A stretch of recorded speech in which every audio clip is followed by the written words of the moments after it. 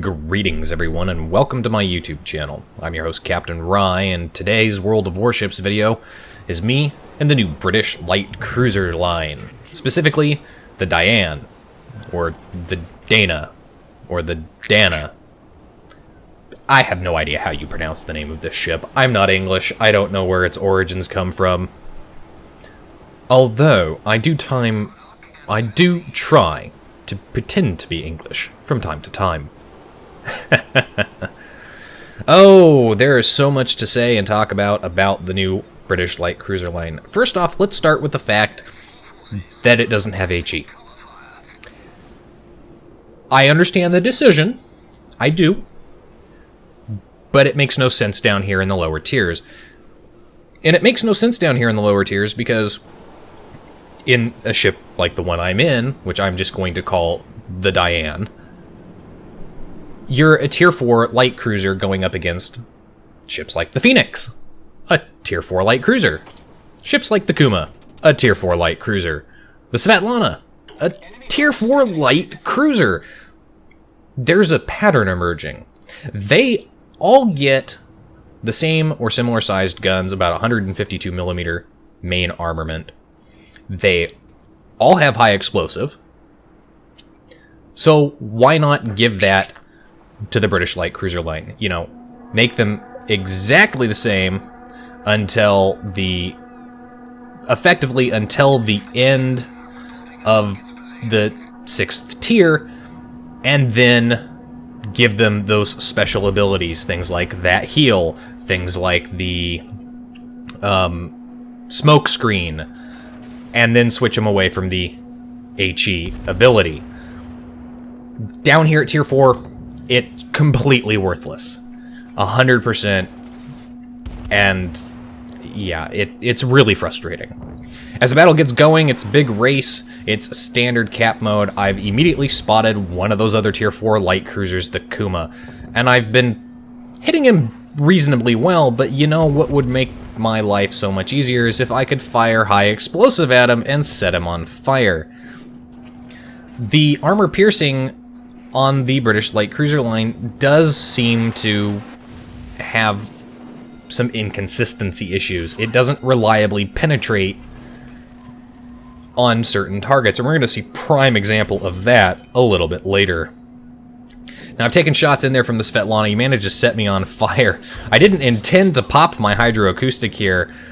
I wanted to pop my repair and my damage control, but the hydro kind of worked out a little bit there as an enemy Isakaze has popped up, and of course, as he commented at the beginning of chat, lovely limey torpedo eaters. Oh, that Isakaze is going to have a decent battle, and of course he's going to have a difficult time dealing with me. My team has already managed to lose one of our cruisers. This doesn't surprise me. New British cruiser line, a lot of people still trying to figure it out, and of course a lot of people are going to die very promptly. I will admit to doing this myself. You might be wondering why I'm showcasing this particular battle. Well, the end result of this battle is it's not a win for my team. It is a win for me, though. And I consider it a win based on the fact that I managed to, after a rocky start, come in and royally fuck up the enemy team. There, we've just managed to lose another one of our British light cruisers to the withering fire of the Kaiser, which is way back over there. Deleted him outright. And that Kaiser, well, he's going to have a decent game as well, and he's definitely going to be a problem for all of us light cruisers. Getting myself turned around, I'm trying to break line of sight. I'm trying to have the Svetlana stop shooting me with high explosive. He is extremely annoying. I want to get this island between myself and that cluster of enemy ships up there. But I'm not entirely sure what exactly it is that I want to do once I'm up here. I definitely don't want to push around that island. And simultaneously, I definitely don't want to keep sitting back behind this island because there's nothing to shoot at. Now, this Svetlana has bow onto me, and I hit him for 3,000, almost 4,000 damage with my armor piercing. He's bow onto me. Here, he's not bow onto me. He's giving me a broadside, and I only managed to hit him for 2,000 damage? What the fuck? Come on, Wargaming. If you're gonna do this, at least provide some kind of consistency with the penetration capabilities of these shots. That's not even RGesus at this point. That's just straight up bad game mechanics. I'm kind of out of range of that Svetlana, and that Isakaze did pop up there briefly. I'm going to try and get torpedoes through that channel, just in case they decide to skirt that island and try and hug it. I can hopefully get some shots off and hit them. The Isakaze comes around that corner, and I'm going to shoot at him. And again, another example of where having that high explosive would be great, because look at that, I ricocheted a shot off a destroyer. I do manage to hit him for a decent amount, but I'm getting those over penetrations, and I can't knock out modules. Not easily, and I can't set them on fire. This is thoroughly annoying. Down at tier 4, I want that ability. I want to be like every other light cruiser down here at tier 4. Give those special abilities starting at tier 6 or tier 7. Because that's when you really see the fundamental shift, where those battleship guns become bigger and angrier, and your cruisers get bigger and bigger. And then it becomes a problem, and then those special abilities, that smoke screen, the heal, those come into play. Down here at tier 4, this is nothing more than any other light cruiser. Except it has a heal, and it has hydro, and it doesn't have high explosive. And I'd much rather have that high explosive. Enemy aircraft carrier has managed to take out our friendly CV, so he's now uncontested reign of the skies. The anti-aircraft on the Diane here is not the best. It's, you know, I mean, it's decent. I've managed to shoot down at least one plane, and I'm going to shoot down a few more here. It's better than the Phoenix, it's better than the Svetlana, and it's better than the Kuma. Which is, you know, I mean, that's not saying a lot. It's a tier 4 cruiser. I don't really expect to be able to wipe the skies with my anti-aircraft. But, you know, minor complaint. Enemy had tried to cap our base earlier. Fortunately, we had a battleship come back and delete the cruiser that was doing it, and now we've got a cruiser who's pushed up into their base and is trying to cap. But he's not being very smart about it. What he should be doing is he should be trying to reverse back behind that island and use it for cover. Instead, he's pushing up, and it's going to cost us and him not only our base cap ability, but it's going to cost him his life and our team as a result. So now that means the enemies that were turning around to head back to the base are going to turn back around and head towards our base. Enemy Caledon has popped up, and again, it would be great to have that high explosive because he's bow on, and there's the Isakaze once again who's popped up. Now the Isakaze has popped up inside of torpedo range, so you can expect there to be torpedoes in play. He's dropping a smokescreen, which is going to help hide that Caledon. It's going to hide the Isakaze, and it's going to hide the Wyoming that's back behind that smokescreen.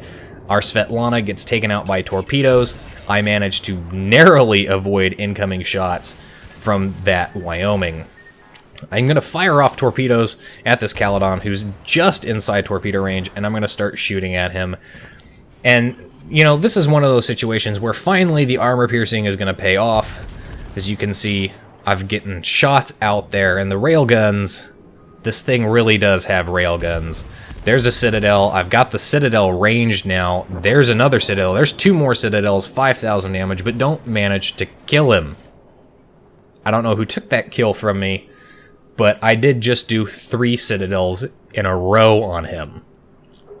And I've had that happen. The Emerald has railguns too.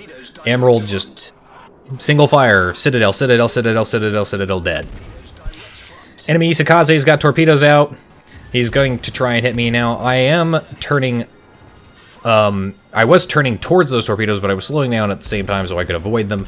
I'm trying to get all my guns onto that Izakaze because I want to kill him. He's dead, but now I'm point-blank range to a Wyoming shotgun of the seas at tier 4. He is stock, though, and I am taking a lot of fire in, but he's point-blank range to my torpedoes as well, and his guns aren't pointed at me. He clearly hasn't watched my How to US Battleship tips and tactics, and I punish him for his decision. 4 torpedo hits, enemy battleship gone. I've done 60,000 damage, and it's now myself and one other friendly cruiser who has pushed in to the enemy cap.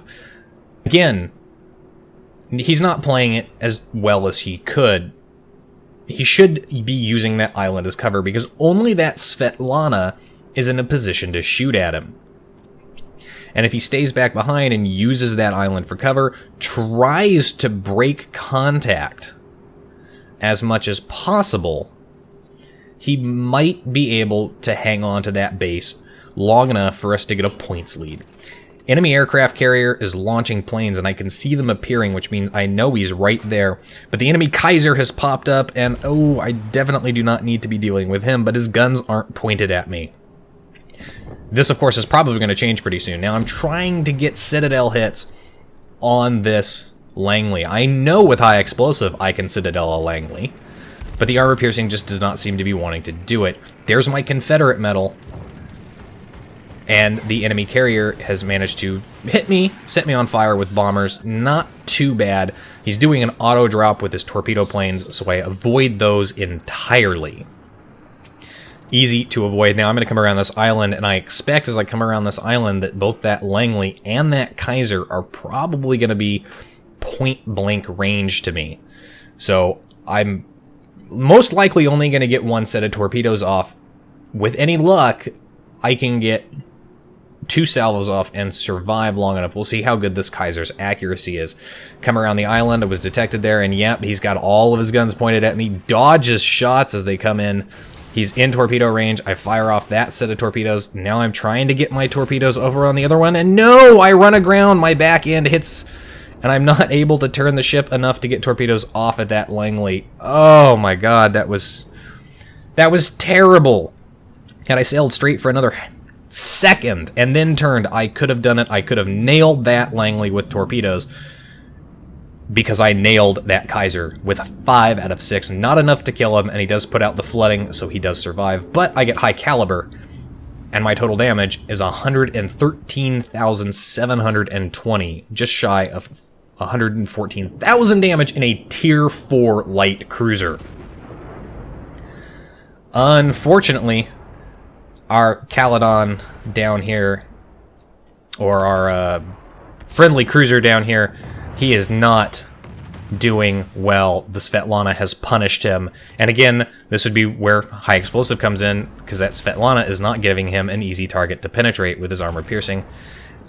And as much as he's trying, it's not going to work out for him in the end as he dies.